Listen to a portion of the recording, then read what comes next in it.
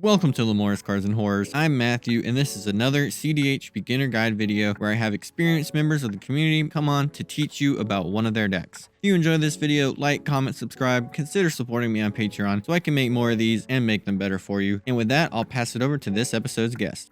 Hey everybody, my name is Ian from ComedIanMTG. I have been playing cEDH for about 3 years now, and today I'm here to talk about Winota, which due to some insane printings by Wizards and some really hard work from myself and the rest of the community, the deck is now one of the most winning decks of cEDH history. If you want to find more stuff from me, you can go to youtube.com/ComedIanMTG, and that's where you can find most of my stuff.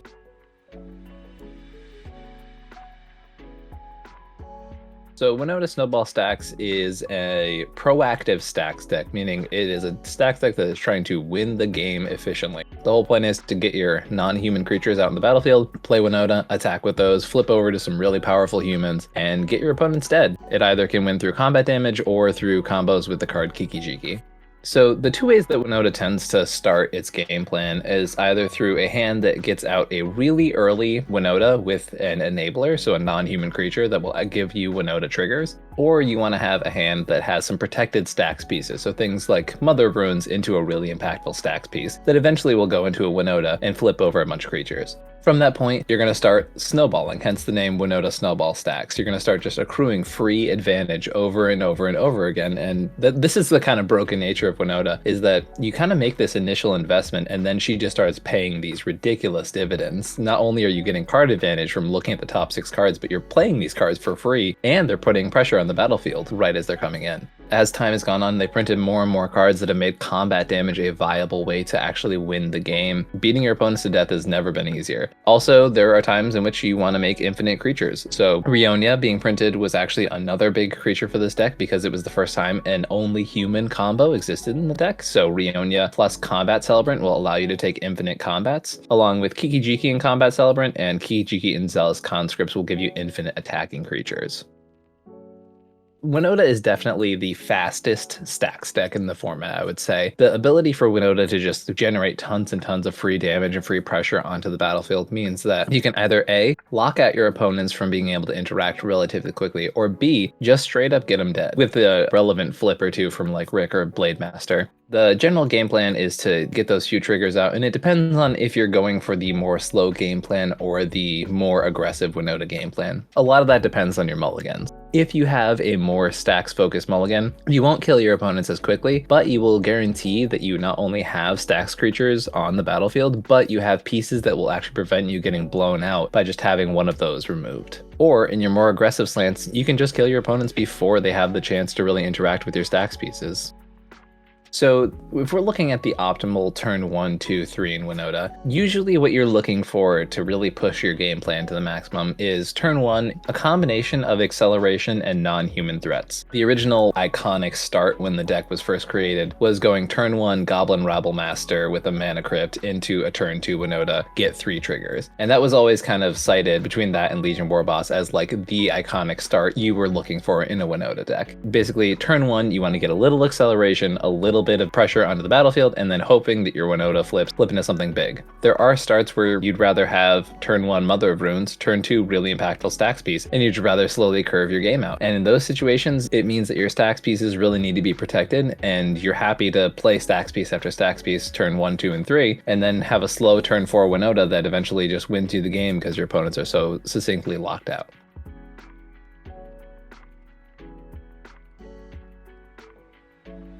So Winota in general is super friendly to new pilots, but here's some things that you can fall into with this deck. Something that's really interesting is with Stax in general, you really can lock out your own deck. So if you accelerate into a Stax piece with no ability to actually cast your Winota or cast it a second time if it gets removed, you can end up in a lot of trouble. Something else that's worth thinking about is there are hands where you have these really impactful creatures that are Stax pieces, but I've seen many people play these hands and realize that, oh hey, I have all these powerful cards, but they're all humans. So my commander is literally a 4/4 and doesn't do anything, which is obviously really scary and doesn't really do much for your own strategy. And the last one that I think is something that I've seen a lot is people who mulligan way too passively with the deck. The amount of times I will go down to 4 or 5 cards and win a game with Winota are pretty frequent because you're looking for a set amount of things. You want that acceleration, you want the things that'll turn Winota on, or you want those really impactful pieces. If you don't have those things, get that hand out of there. You don't want it. You want things that will actually make your game plan happen, and you want that snowball effect that I described to happen as soon as possible.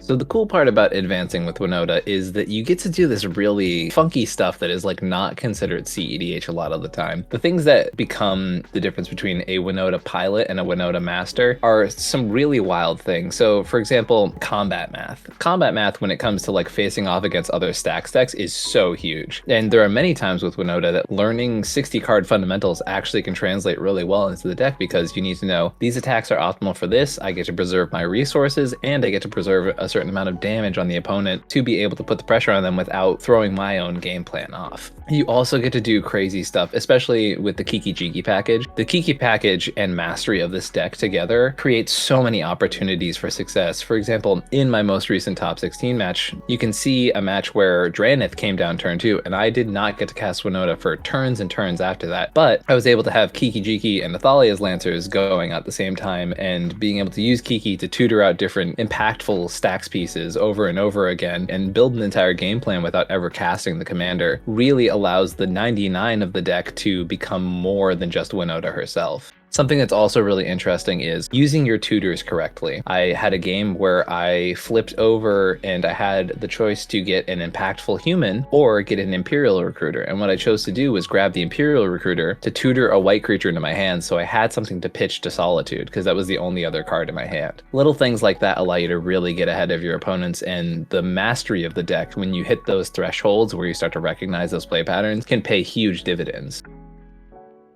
So generally the things you're looking for with a mulligan, as I mentioned a little bit earlier, you really want the hands that do stuff. So either A, you want interaction and stax pieces, things that are going to slowly lock your turn out turn after turn after turn, your opponents can't do stuff. Or you want the early acceleration combined with those non-humans to get your Winota out. Something to really think about is not only do you want to get Winota out, but you don't want to blow all of your resources to cast Winota once. When people get familiar with the deck, they will hold up interaction for your Winota. So there are times where instead of casting Winota on curve, having 4 mana available to me, I cast a Grand Abolisher instead, just so that the next turn I could guarantee I had Winota plus a trigger and the inability for my opponents to mess with that turn cycle. For me, those little interactions are really going to be the difference between you getting completely blown out in the game, not casting your commander ever again, or being able to slowly snowball, maybe a turn after when you wanted to, but being able to do it with a guarantee on your side.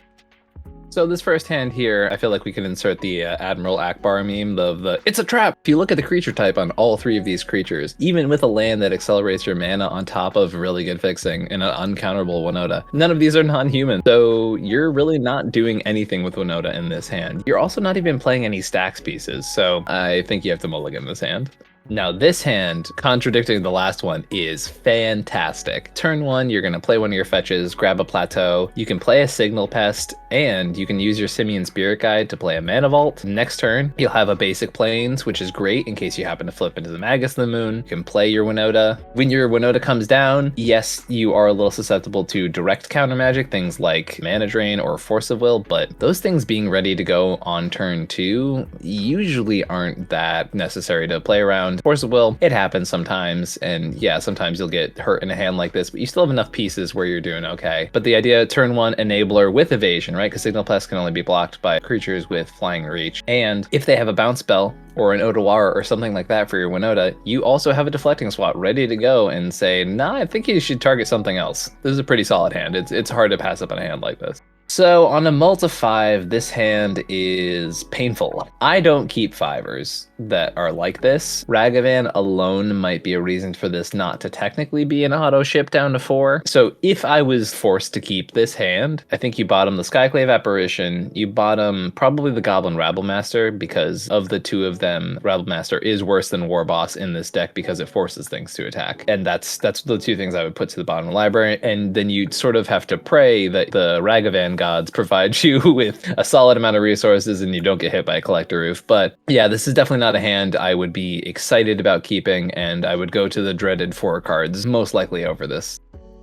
So this deck originally was made to target the turbo ad nauseum style decks. The decks that fold to a turn 1 Deafening Silence are the decks that this deck will absolutely pick apart. The other meta that you're looking for with this deck is another stax deck in the pod versus more aggressively slanted decks, because what's happening is you and that other deck are basically saying you're not going to get to do the broken thing. And what Winota says is, this is perhaps one of the most fundamentally busted Magic cards ever printed. I'm going to give you free value for days. Good luck catching up to me, other stax decks. So Winota obviously really good with other stax decks at the table and really good at preying upon them. I really find it strong in a diverse meta. So if you're not sure what you're going to play against and you're not looking to like silver bullet a certain type of archetype or meta, Winota's really solid into those, because you can play a smarter game plan like we've been talking about with a slower Mother of Runes style game plan against the mid-range decks, and you can play a more aggressive game plan against the more aggressive ad nauseum or other stax lists. The tough parts are like Winota V3 Turbo. It's tough for you to squeak out the win there, because what's most likely going to happen is one turbo player removes a stax piece and either that player wins or they open up